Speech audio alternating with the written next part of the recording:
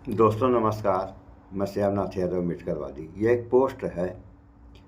इसका लेख सब कुछ अच्छा चल रहा है, फिर रुपया इतना क्यों लुढ़क रहा है। ये प्रभाकर कुमार मिश्र पत्रकार हैं। पोस्ट देखें आप लोग, देखिए। तो एक समय जब प्रधानमंत्री नरेंद्र मोदी साहब मुख्यमंत्री थे गुजरात के, तो इस समय उन्होंने जब मनमोहन सरकार के ऊपर के आरोप लगाए थे, उसको भी अभी हम आप लोगों को सुना रहे हैं। और रुपया जब गिरता है तो उसका प्रभाव कितना पड़ेगा देश के ऊपर, ये तो सारे लोगों को इस बात की जानकारी होनी चाहिए। इससे इस देश की स्थिति, आर्थिक स्थिति बहुत खराब हो जाएगी और उसका कितना भार पड़ेगा देश के ऊपर और देश की जनता के ऊपर, यह तो आने वाला वक्त ही बताएगा। तो ये दूसरा पोस्ट है। ये एक यस बराबर 90.20 डॉलर के मुकाबले रुपया अब तक के सबसे निचले स्तर पर।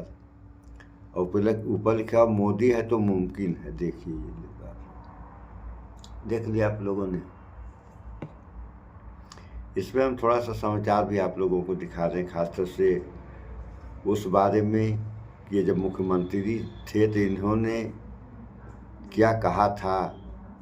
जब रुपया लगभग 60 के यानी 60 पे बराबर $1 था, उस समय क्या कहे थे, ये थोड़ा इस वीडियो में आप लोग देखें।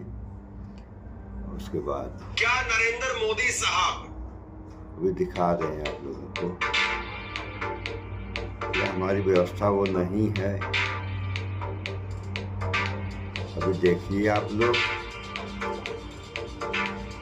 काफी लोग शिलाजीत को एक ही रीजन के लिए जानते हैं, बट कपिवा शिलाजीत अभी दिखा के और भी रहे हैं। कई सारे बेनिफिट। मोदी साहब टेलीविजन पर आकर के, टीवी पर आकर के ये कहेंगे कि ताली बजाओ, थाली बजाओ।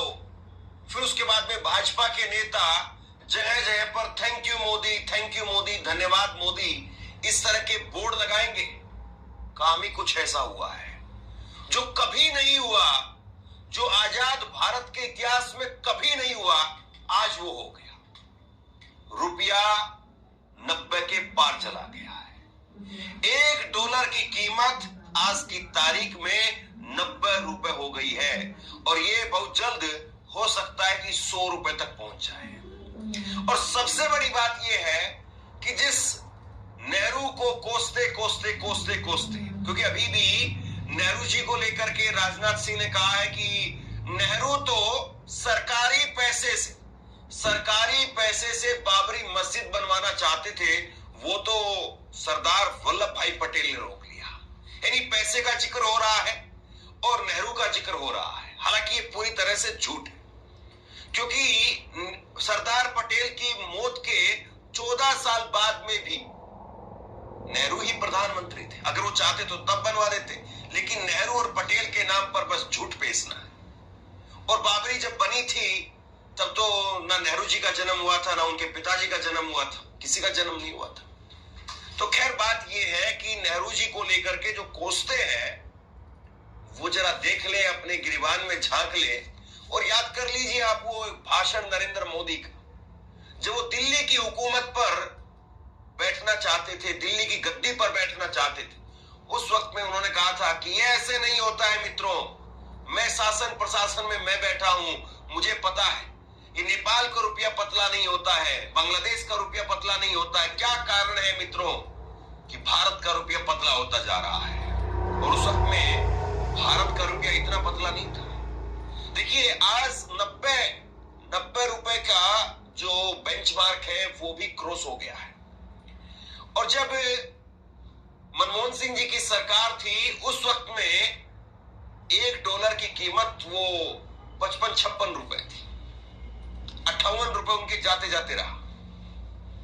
यानी केवल 30-32 रुपए उन अकेले नरेंद्र मोदी के राज में क्रॉस हो गए। भारत में अभी तक 13 प्रधानमंत्री हुए, 13 प्रधानमंत्री, लेकिन नरेंद्र मोदी इकलौते ऐसे प्रधानमंत्री हैं जिनके राज में रुपये ने इस तरीके का गोता लगाया है। आप जरा ये तस्वीर देखिए, आप ये तस्वीर देखिए, और इस तस्वीर में नेहरू जी से लेकर के और नरेंद्र मोदी तक, हालांकि ये 2 दिन पहले की तस्वीर है, इंडियन एक्सप्रेस अखबार का ये ग्राफिक है जिसके अंदर दिखाया गया है कि जब नेहरू जी की सरकार थी उस वक्त में रुपया सबसे ज्यादा मजबूत था, लेकिन फिर रुपया गिरते गिरते चला गया और मोदी जी के राज में तो फिर गिरने के सारे रिकॉर्ड ही टूट गए। यानी जिस रुपए को उठाने की बात होती थी वो रुपए पाताल में जा रहा है।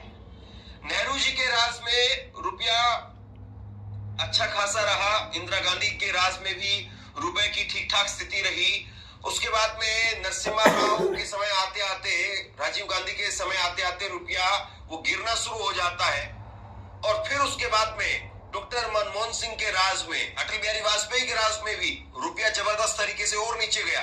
लेकिन डॉक्टर मनमोहन सिंह ने रुपए को उठाने की कोशिश की, रुपया उठा भी, लेकिन फिर उसके बाद में रुपए फिर नीचे गया, और मोदी जी के राज में तो एक बार के लिए भी रुपए उठ नहीं पाया है। यानी वो आईसीयू में है, और आईसीयू में और ज्यादा डेंजर में ही जा रहा है। मोदी जी को सुन लीजिए जरा। ऐसे नहीं होता मित्रों, मैं शासन में बैठा हूं, मुझे मालूम है इस प्रकार से रुपया इतनी तेजी से गिर नहीं सकता। अरे नेपाल का रुपया नहीं गिरता है, बांग्लादेश की करेंसी नहीं गिरती है, पाकिस्तान की करेंसी नहीं गिरती, श्रीलंका की करेंसी नहीं गिरती। क्या कारण है हिंदुस्तान का रुपया पतला होता जा रहा है?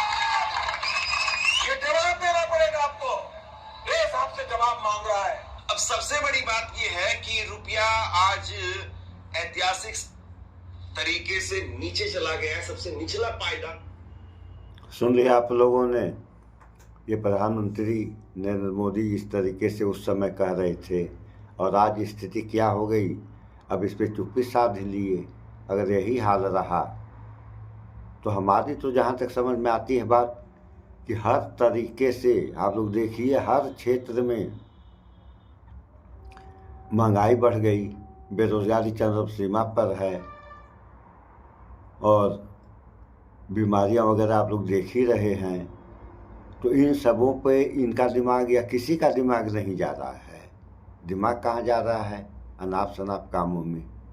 अभी डॉलर के मुकाबले रुपया 90 के पार चला गया, ये 100 पर भी चला जाएगा। तो इस स्थिति में ये देश कमज़ोर ही न हो रहा है, हर तरीके से ये कमज़ोर हो रहा है। यानी अब देखने में तो ऐसा लग रहा है कि चारों तरफ से मकड़जाल में फंस गया है। अब ज़रूरत है कर्णधारों को कि इस मकड़जाल से निकालें, लेकिन इस पर तो किसी का ध्यान नहीं जा रहा है। किस पे ध्यान जा रहा है आप लोग देख ही रहे हैं। अगर यही सब हुआ या होता रहा तो इस देश और देश की जनता का क्या होगा? इन सब बातों पर विचार करें आप लोग, भाईचारा बना कर रहें। सो इस वीडियो में इतना ही। स्वच्छता अपनाएं, शुद्ध खाएं, स्वस्थ रहें, शिक्षित बने। जय विज्ञान, जय संविधान। नमस्कार।